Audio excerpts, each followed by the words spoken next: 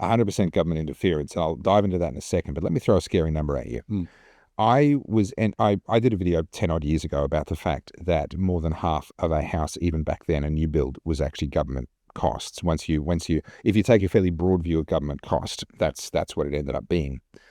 I redid the numbers recently, and my question was, if I did a brand new build in New South Wales, which has the highest, or in Sydney specifically, which has the highest proportion of government costs currently, although Victoria are about to overtake them again with some of these new laws coming in. If I built a brand new $1 million home in New South Wales, in Sydney, and then I lived in it, so it's not an investment, it's my own home, and I paid it down to zero over 30 years, how much money would I have to have earned in order to have bought the proportion of the house that wasn't taxed to start with, right? So I'm left with a house that should only be worth less than $500,000, right, in today's money, ignoring the future value of money. I'm left with a house that's worth, $500,000. How much have I had to earn? Turns out that $500,000 is only about 16% of what I would have had to have earned, because I'm paying the interest with pre-tax income.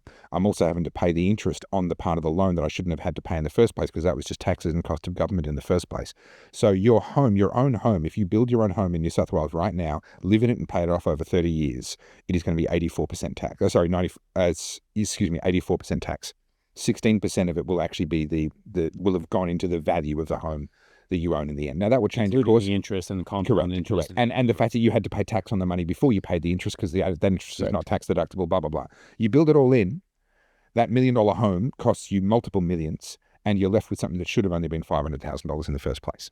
And then you've got inflation. When you get a future price of money, but sure. We speak about this all the time, and we post the clips of, I think Pauline was saying it, we've said it, and people go, "Oh, that's fucking bullshit. That's not true. That's bullshit." But like, I used to work for a land developer for like 15 years, so I've seen the FISOs, and I can tell you with certainty that like an average size block of land used to be 400 square meters. 120,000. I can tell you with certainty now that the average size block of land, the tax alone is over 120,000. Correct. And it's close to 45% of the total price of land. And it's government, it's contributions, it's locals taxes. Yep. And then you add the Australian building standards. And so it's a flywheel. And you've got we've spoken about how Peter Thiel says that if you bring a 10% increase to a city, that'll increase the housing prices by 50%. Yeah. So it's a flywheel that the government is perpetuating by bringing people into the country. Yeah.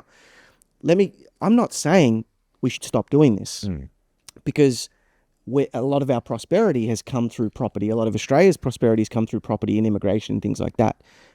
But maybe it's time to start looking at a more balanced economic system. Well, let me come back to your question before we talk about what potential solutions might be. Is this a natural market failure, or is this government failure? This is absolutely government failure. I'm old enough to remember when John Howard was going to save us all from the housing affordability crisis. Now, 20 years later, you might laugh at the idea that in 2005 we had a housing affordability crisis, but I assure you it was all over the media. It was being talked about at the highest levels of Canberra. We have a housing affordability crisis, and young people aren't going to be able to afford a home. We would all love to go back to the prices that houses were 20 years ago, even factoring in inflation, just as a proportion of median income, just as a multiple of median income. If we could get back to that ratio, we would all love to jump back there right now, unless you've just bought a house and you're leveraged to the max. You don't want the price to drop. That's part of the problem. But we were talking about a housing affordability crisis 20 years ago, before immigration was anywhere near the level that it is today. And so I love Pauline. I got a lot of time for her. I love Malcolm Roberts. Got a lot of time for him. I love Senator Rennick. Got a lot of time for him. I've met these people. But they're all wrong on immigration being the cause of the housing crisis. They're all wrong. If we had had zero immigration, we would still have what we would call a housing crisis. Now, the prices would not be as high. It would not be as bad. But we would still, in the national media and in the highest levels of Canberra, be talking about a housing crisis, because we've actually done it to ourselves through exactly the mechanisms you were talking about, by making things artificially expensive through government mandates and requirements, building requirements, requiring every single house in Victoria to have wheelchair accessibility, $15,000. What proportion of houses will ever have someone in a wheelchair living in it? Well, relatively few. So therefore, actually, you have to say, well, to help one person in a wheelchair, we've had to build 30 houses wheelchair accessible. Well, all of a sudden, we're talking about $450,000 per house that actually gets used by a wheelchair accessible person. Could $450,000 have retrofitted that one house with a lot of money left over? Yeah. Of course it could have. So we're using our money badly.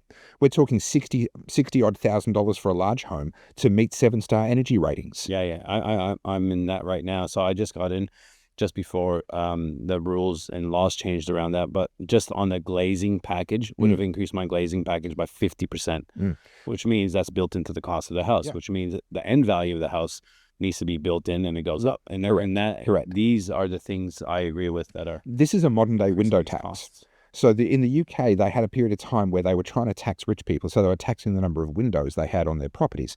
And this is why if you go to England, you'll see houses to this day with windows built in that are bricked up.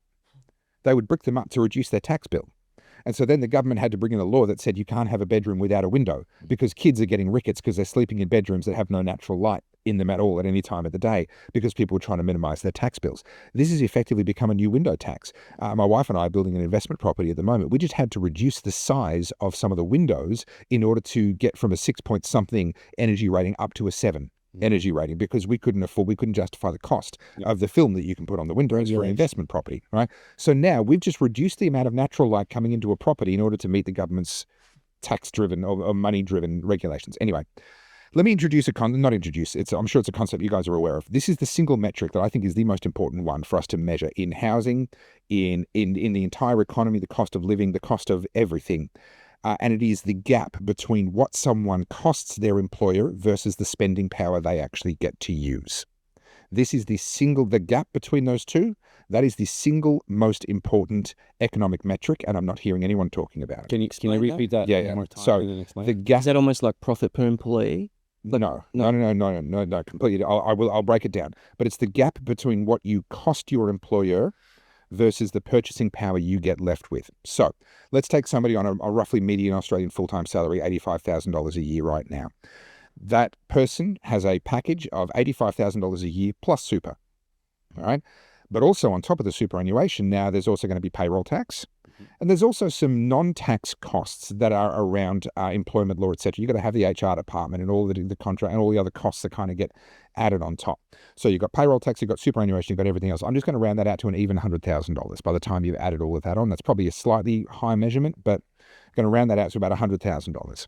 But the person doesn't get $85,000 in spending power because they have to pay income tax out of their salary. That's going to drop them down to about $70,000.